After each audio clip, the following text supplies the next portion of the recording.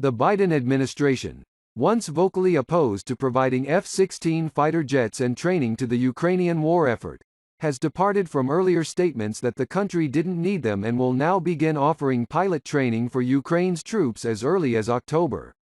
The training, which will be conducted at Morris Air National Guard Base in Tucson, Arizona, is in support of the international effort to develop and strengthen Ukraine's long-term defenses, Pentagon Press Secretary Air Force Brigadier General Pat Ryder said in a Thursday statement.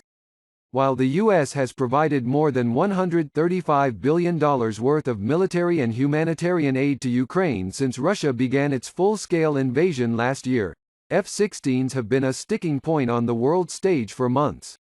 Russia's superior air power has been challenging for Ukrainian troops to overcome. Ukrainian President Volodymyr Zelensky has repeatedly requested that Western allies supply next-generation aircraft to aid on the front lines. In a February interview with ABC News, President Joe Biden sounded resolute as he maintained that the Ukrainian war effort didn't need F-16s at the time, saying he was ruling it out for now, despite pleas from the country's leader that the fighter jets could change the course of battle. By May, Biden softened his stance after international pressure mounted during the G7 leaders summit in Hiroshima.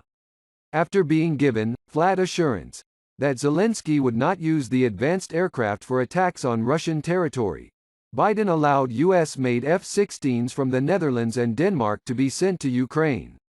According to Ryder's statement, preparations are underway to offer training on U.S. soil for an as yet undetermined number of pilots.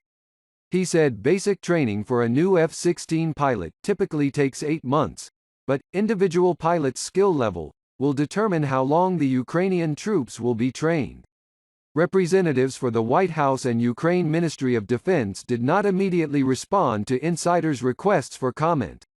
The move by the U.S. comes after critical delays reported in the Denmark and Netherlands militaries, which had initially volunteered to lead the training, that would have prevented Ukrainian pilots from reaching the skies in F-16s until next summer.